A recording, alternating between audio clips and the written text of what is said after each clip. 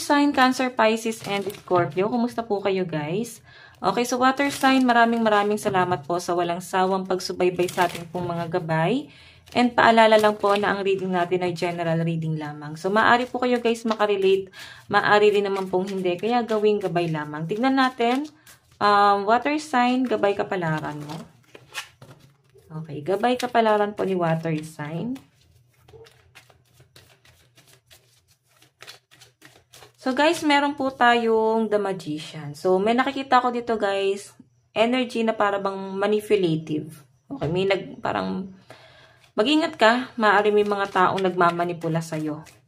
Okay, mag-ingat ka sa mga kaharap mo. Kasi Magician guys, manipulative to. Okay, pwedeng sa trabaho. May mga katrabaho ka guys na mga sinungaling, pagkaharap mo okay, pero pag nakatalikod ka guys, sinuchuchu ka sa iba. Okay? So, mag-ingat na lang kayo guys sa pinipili nyo pong kakampi. Tingnan natin, meron tayong 7 of Pentacles. So, ayan. So, nakikita ko rito guys, mag-focus ka pagdating sa daloy ng pera mo. Okay? Ano pa po? Meron tayong Knight of Cups. So, guys, ito, Knight of Cups kasi, nakikita ko na para bang napoprostrate ka. Pwedeng sa trabaho, nawawalan ka ng gana, or para bang tinatamlay ka, nawawalan ka ng gana, tinatamad ka. Ganun yung nakikita kong energy nyo, guys. Para bang nawawalan ka ng buhay. And, parang, ayun nga guys, pwedeng makaka-feel ka guys ng katamaran ngayon eh. Parang gusto mo lang magpahinga, gusto mo lang matulog.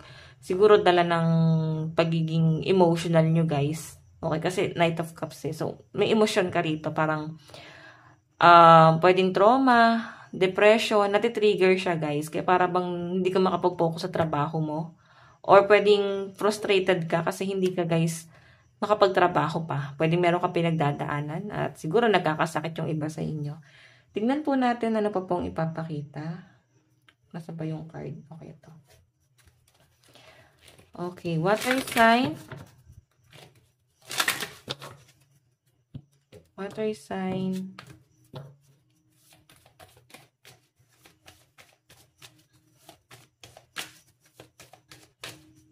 Meron po tayong Know You Are Loved. Okay. Parang kailangan mo daw dito water sign. This time, i-appreciate mo naman yung sarili mo. Focus ka sa sarili mo. Focus ka doon sa mga taong totoong nagmamahal sa inyo. So, tignan mo ha, nandito yung The Magician. So, baka hindi mo alam na yung mga kaharap mo, hindi naman talagang totoong nagmamahal sa inyo. So, focus ka dun sa mga taong totoong nagmamahal at nagmamalasakit sa inyo, guys. Meron po tayong Let Your Fears Dissolve. Meron po tayong Find a Balance. Okay, so I think may mga kinakatakutan ka. So, ang sinasabi rito, guys, kailangan mong harapin yan. Okay, kailangan mong harapin yung mga takot na yan. Kasi, kung hindi mo yan, guys, haharapin, hindi mo yan ma-overcome. And kailangan magkaroon ka ng balanse. Kumbaga, tignan mo rin guys yung kabilang banda.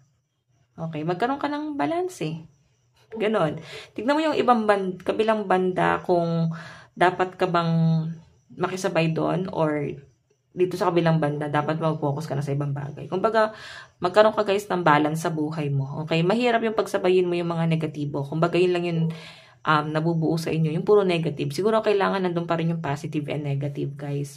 Okay? Titignan mo rin pa rin yung bright side and negative. Dapat balance lagi yan, guys. Hindi masama yung negative. Minsan kasi, guys, yung negative, may maganda ka rin napupulot doon. Okay? Hindi rin naman, guys, nakakabuti yung sobrang positibo. Ang sobra kasi, guys, pagiging positive, parang nagiging hambog na, no? Hindi na, guys, nagiging down to earth. Okay? So, tingnan po natin. Okay, kunin lang natin yung card. Pagdating sa love life mo. Okay, love life po ni water sign.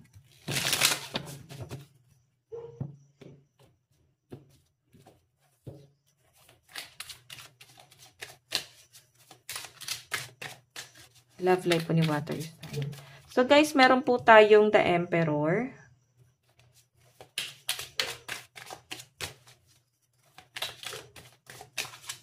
Meron tayong 9 of Pentacles.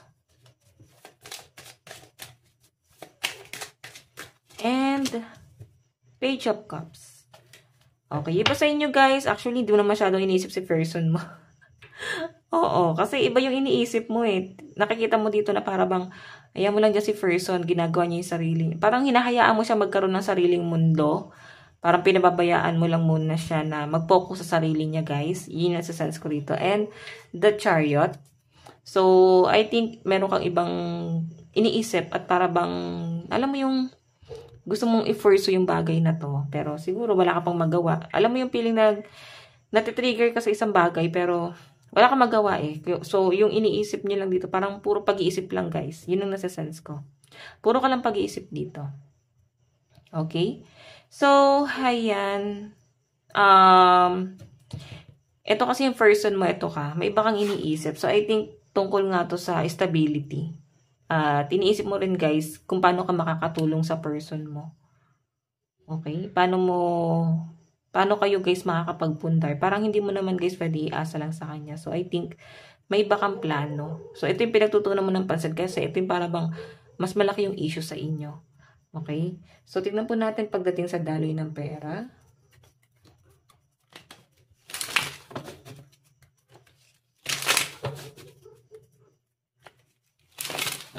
Daloy po ng pera.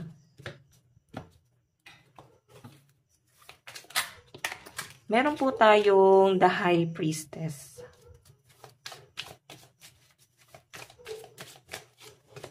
Meron tayong the Lovers. And, ayan.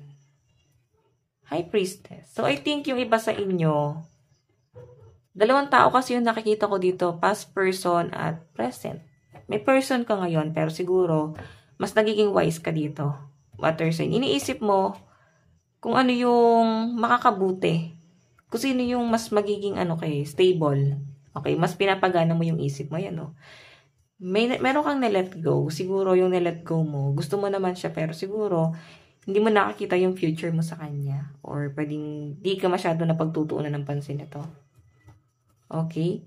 So, eto naman guys, eto namang present, kung meron kang karelasyon ngayon, okay naman guys yung pagsasama nyo. Pero, nakikita ko pinakikiramdaman mo yung person mo. The High Priestess. Pinapakiramdaman mo siya. So, ano ba yung pinakikiramdaman mo rito? Siguro is yung patungkol nga siya sa pera, diba? So, pinapakiramdaman mo kung magiging stable ba kayong dalawa. So, mararamdaman mo naman na parang gustong bumawi sa'yo ng person mo. Nakukumpara mo siguro yung person mo ngayon sa past person mo. I think, may trauma ka dito sa past person. Nakukumpara mo siya eh. Or ayun nga guys, siguro may babalik sa inyo, magpaparamdam sa inyo. Ayan. So, tignan natin, advice, love advice. Love advice. Meron po tayong keep an open mind. Okay. Meron tayong heart-to-heart conversation. Okay. So, actually guys, ito, nakikita ko na para bang meron kayong pag-uusapan ng person mo. Masyadong seryoso to guys. Malalim yung pag-uusapan nyo. I think patungkol to sa mga plano nyo in the near future. Yun yung nasa sense ko dito. Okay? So, parang kailangan nyo lang guys maging open-minded. Siguro guys patungkol to sa business. Kasi open-minded daw eh. Okay, may pag-uusapan kayo about sa stability. Or pwedeng ikaw, siguro, may pag-uusap sa inyo patungkol sa pera. Tignan po natin. Advice. Meron po tayong rest. So, ayan guys, ito yung kailangan mo. Pahinga. I think, sobra ka na sa pag-iisip. Okay. Sobra na yung stress mo. Meron tayo guys, ay lucky number mo is 43 and 8. So, ngayon guys, kailangan mo lang munang ipahinga yung puso at isip mo. Focus ka muna sa sarili mo, okay? So guys, ito lang po ang inyong reading. Hanggang sa muli, God bless and love you all. Thank you!